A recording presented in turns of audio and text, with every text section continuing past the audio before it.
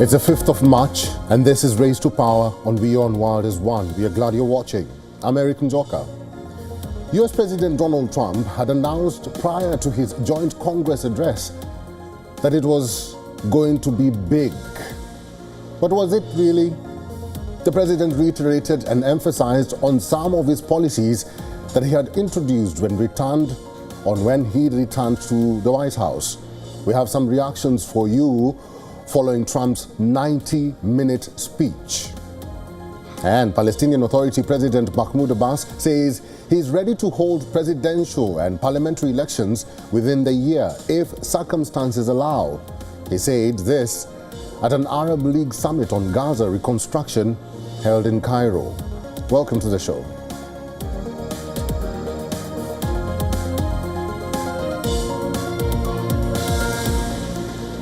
US President Donald Trump's address to the joint sitting of Congress on Tuesday night clocked in at more than 1 hour and 40 minutes, going down as the longest ever address at the Assembly. He spoke on everything from the future of Ukraine to migration, tariffs, the chaotic US withdrawal from Afghanistan, and his pet MAGA theme. Listen in to what we put together as a top 5 takeaways. Upon taking office, I imposed an immediate freeze on all federal hiring, a freeze on all new federal regulations, and a freeze on all foreign aid. I withdrew from the unfair Paris Climate Accord, which was costing us trillions of dollars that other countries were not paying. I withdrew from the corrupt World Health Organization.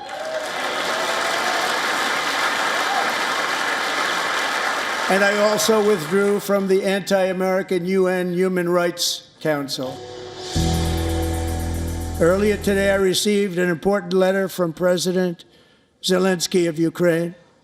The letter reads, Ukraine is ready to come to the negotiating table as soon as possible to bring lasting peace closer.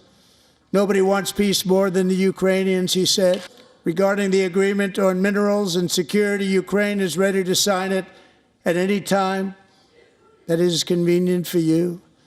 I appreciate that he sent this letter.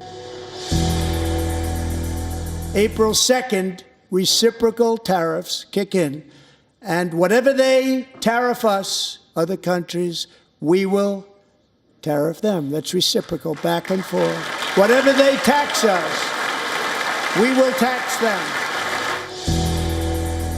Within hours of taking the oath of office, I declared a national emergency on our southern border, and I deployed the U.S. military and Border Patrol to repel the invasion of our country. And what a job they've done. As a result, illegal border crossings last month were by far the lowest ever recorded, ever. 3.5 years ago, ISIS terrorists killed 13 American service members and countless others in the Abbey Gate bombing during the disastrous and incompetent withdrawal from Afghanistan. Tonight, I am pleased to announce that we have just apprehended the top terrorist responsible for that atrocity, and he is right now on his way here to face the swift sword of American justice.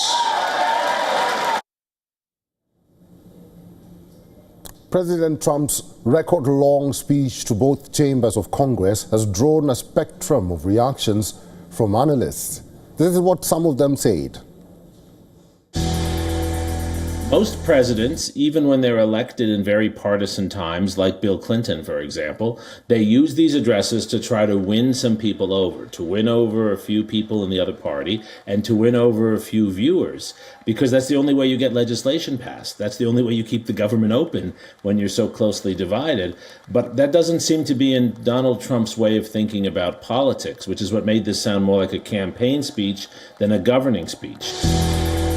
I think this is the president who's putting forward an America First agenda that actually represents the interests of the American public. You know, he called for cutting taxes, slashing regulations, things that help grow the American economy. He promised to get back to trying to balance the budget, let alone all of the things he talked about securing our borders, reducing crime. Listen, with Trump, there's always room for negotiation. I mean, the man wrote a book on how to deal with Donald Trump. It's called The Art of the Deal. I'm pretty sure no one in the Canadian federal government has read this thing. They should. This is a man who, again, loves making deals. So can the Canadians figure out how to talk to him? Justin Trudeau, again, he's not interested in doing that. Instead of the Canadians trying to do anything, our parliament's shut down. We're running an election. There's a fake election going on for Liberal for the next prime minister. They're appointing Mark Carney, and then he's going to get into so we're going to have an unelected European, self-described European banker is going to run the country, come out of nowhere, and then he'll get into a coalition with the socialists who are antagonistic to Trump to maintain power, or we'll have to go to another election before dealing with him. So all the Canadian politicians who are Team Canada, and we're all in this for Canada, are all, instead of doing things for Canada, using the political storm and the anti-Trump and the sort of anti-American wave and newfound Canadian nationalism to run on election as an electoral platform to serve their own personal political purposes. Donald Trump's record duration speech saw several standing ovations from the Republican Party lawmakers, but the address was not without protest and criticism. Throughout Trump's 90-minute speech, Democrat lawmakers staged protest. Many leaders in opposition wore pink to protest Trump's policies on women. Democrat lawmakers also held up placards with messages. They raised placards saying lies and false, especially as Trump made claims about his achievements and failures of the previous administration. Democratic lawmaker Al Green was ejected from the chambers after he booed and shouted at Trump during his address. The veteran congressman from Texas stood up, raised and shook his cane and shouted at Trump. Members are directed to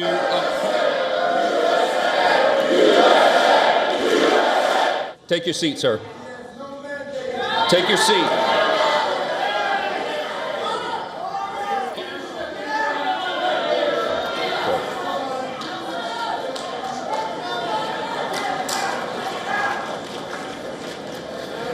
Members are directed to uphold and maintain decorum in the House. Mr. President, you continue. Thank you.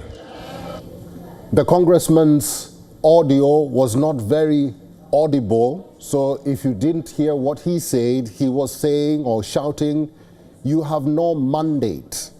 He was directing that to Trump. Following Trump's speech, the Democrats delivered a customary rebuttal to the president's remarks. Michigan Senator Elisa Slotkin fronted the Democrats' rebuttal, targeting both Trump and Elon Musk, accusing them of increasing the burden for the American people. The 48-year-old first-time senator also hit out at the administration for making change chaotic.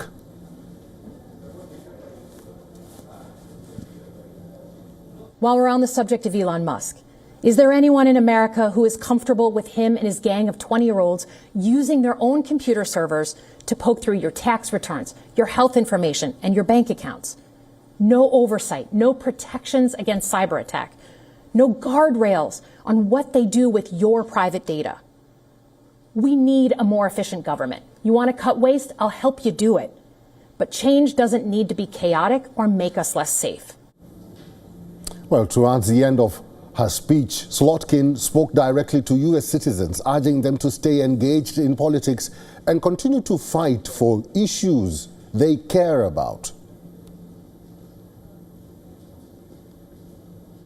Pick just one issue you're passionate about and engage. And doom scrolling doesn't count. Join a group that cares about your issue and act. And if you can't find one, start one. Some of the most important movements in our history have come from the bottom up. Interestingly, the Democrats' remarks come on the heels of Trump's statement where he threatened to cut funding for colleges that allowed protests. The U.S. president also said that students involved in demonstrations will be jailed and international students will be deported.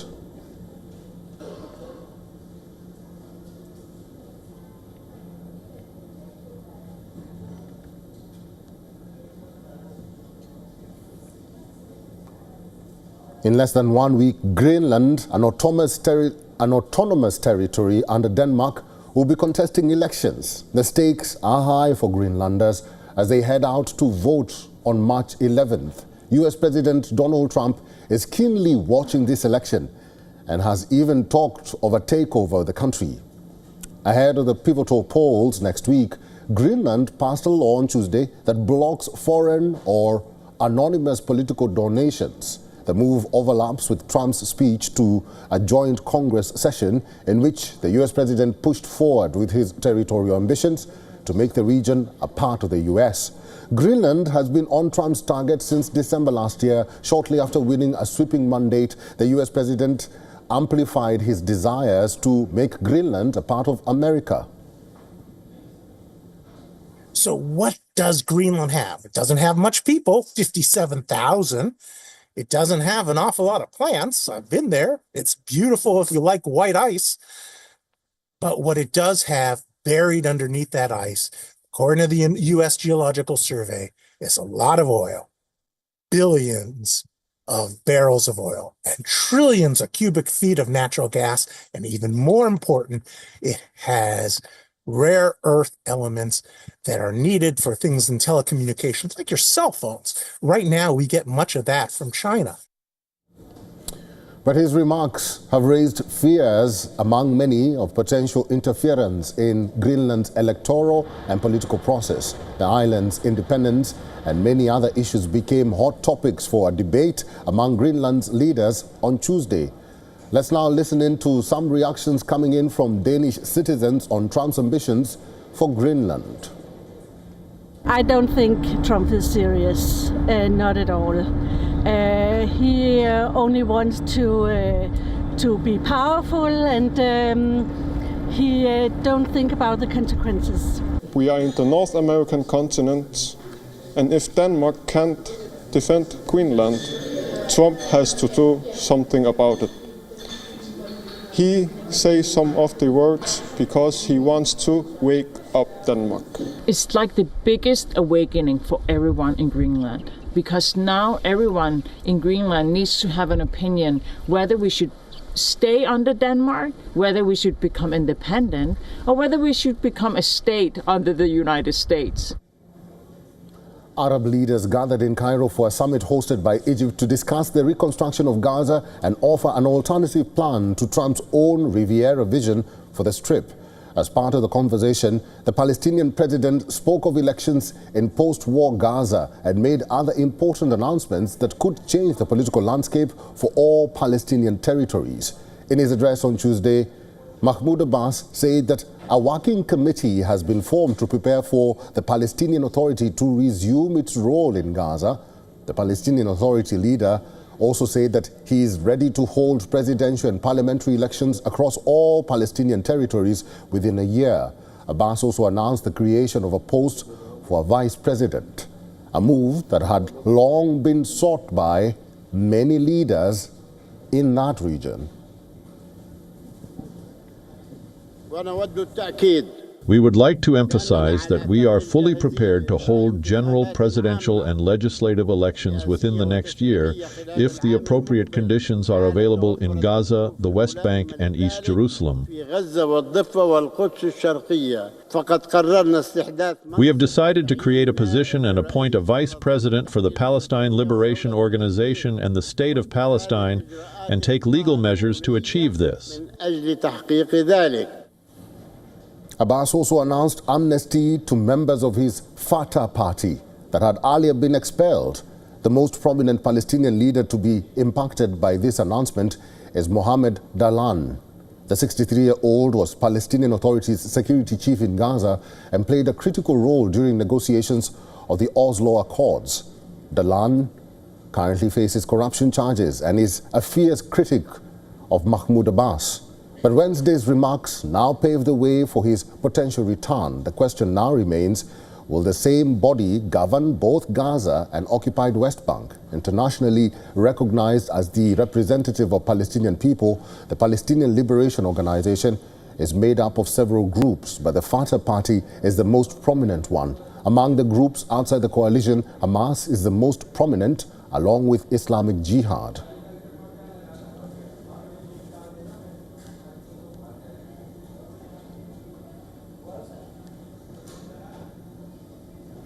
Dr. Mustafa Barghouti is the Secretary General and co-founder of the Palestinian National Initiative. Dr. Barghouti is now joining us live from Ramallah. Doctor, welcome to the show. President Mahmoud Abbas says he wants elections in West Bank and Gaza if circumstances allow. What circumstances is he referring to, and what factors will make it conducive to hold an election? Well, we would not have had to go through all the suffering we had during the last 2 years if we had elections in 2021, when all the Palestinian groups agreed to have elections. And then Israel did not give permission to start to do elections in Jerusalem, and that was used as an excuse to cancel elections by Mr. Abbas. In our opinion, we should have proceeded with elections, and we should have enforced elections in Jerusalem without Israeli permission. We could have made it a very good popular nonviolent resistance act to show that Palestinians are all united and unified. Unfortunately, that plan was accepted by all parties but was not accepted by the authority. And because of that, we didn't have elections, which means for 20 years we didn't have presidential elections nor parliamentary elections. My worry is that the same phrase is used again. Elections will happen if the appropriate conditions are there. What is appropriate conditions? Right. Shall we give Israel the veto right over our elections? That's unacceptable.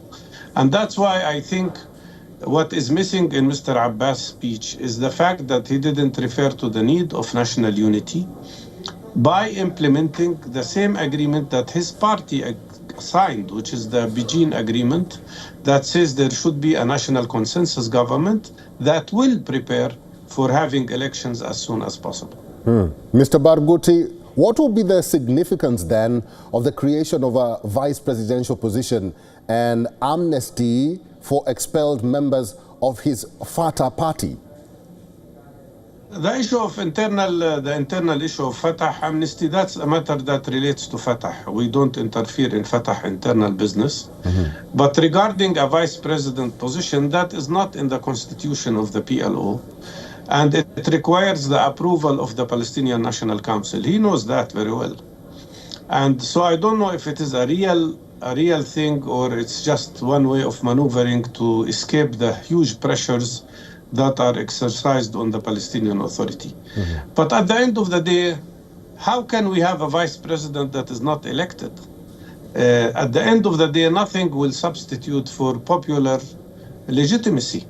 And that will never happen unless we have free democratic elections as soon as possible. That will include, of course, West Bank, Gaza, and Jerusalem, despite Israeli position and despite Israeli rejection or acceptance. We should have these elections as soon as possible. And at the same time, I think if we talk about true real reform, there has to be efforts to implement what all parties have signed. Right. Again, the formation of a national consensus government. Dr. Barghouti, finally, I know you did mention that it's difficult to talk about Fatah, but the return of Fatah is already a point of contention, like you mentioned there. How will the government work with Fatah if the presence of Hamas is still there?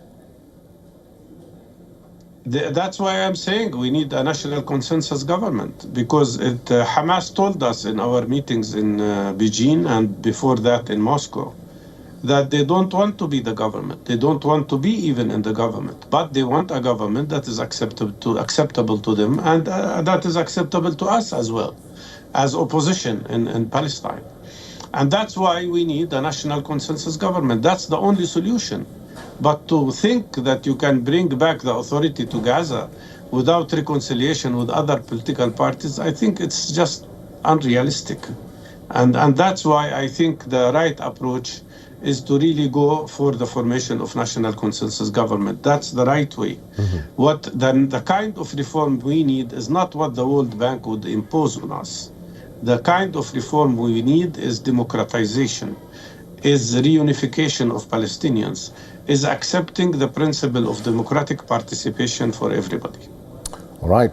Dr. Barghouti, it's good to see you. Thank you very much for all your insights today. Thank you.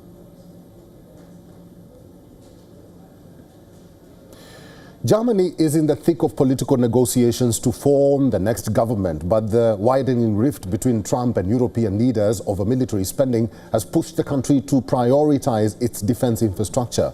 On Tuesday, Germany's potential chancellor-in-waiting, Friedrich Merz, with Social Democrats leader in tow, announced several proposals to ramp up defense spending. The parliamentary groups of the CDU, CSU, and SPD will therefore be submitting a motion to the German Bundestag next week to amend the basic law to the effect that the necessary defense expenditure from the federal budget of Germany, above an amount corresponding to 1% of our GDP, will be exempt from the restrictions of the debt brake. I want to say this very clearly. In view of the threats to our freedom and peace on our continent, the same must now apply to our defense, whatever it takes. Following the unprecedented US-Ukraine fallout last week, Germany has set the ball rolling on a major rearmament drive. The scale of raising arms spending has not been seen since the Second World War. Future coalition partners, the CDU and SPD, have fast-tracked the process to boost spending on defense by seeking a debt structure overhaul. The announcement comes just 2 days before a summit in Brussels to discuss the path forward for Ukraine and overall European capabilities.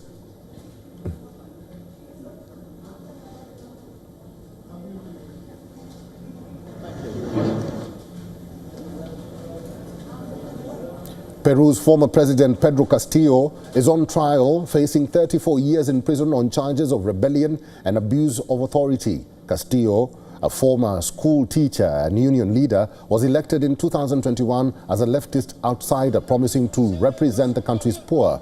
But his presidency was marked by political turmoil and corruption allegations.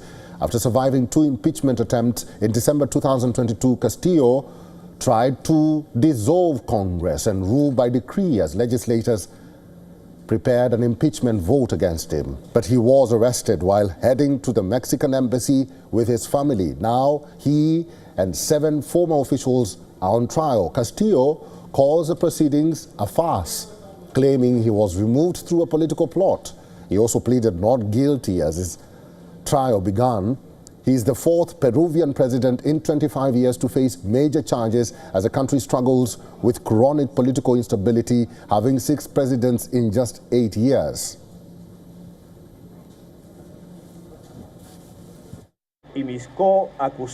I have never committed the crime of rebellion, Doctor, and my co-accused, today, the public ministry has brought them here.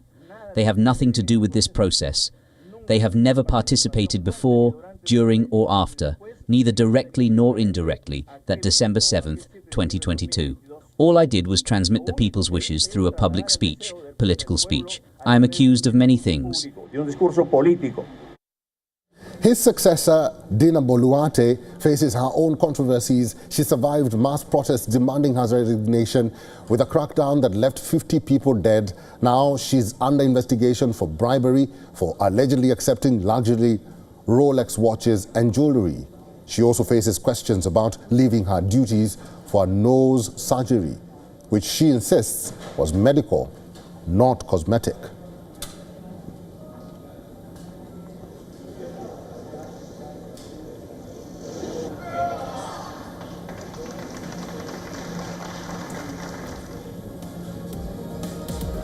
And that's the latest on this edition of Race to Power on WION The World is One. Thank you for watching.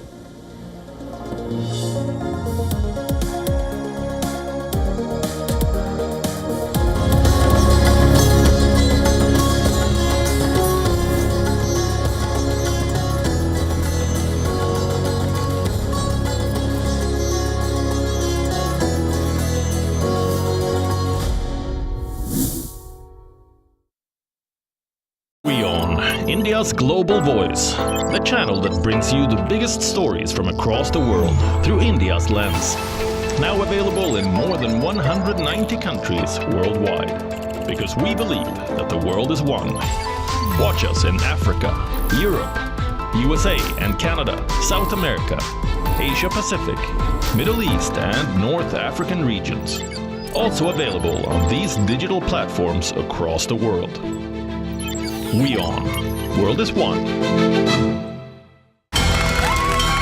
From the bustling trading floors of Wall Street to the vibrant exchanges of Asian stock markets, WION breaks it down for you to make sense of what's happening, as we reveal the key factors behind events, strategic battles, and the game-changing business decisions that shape the world.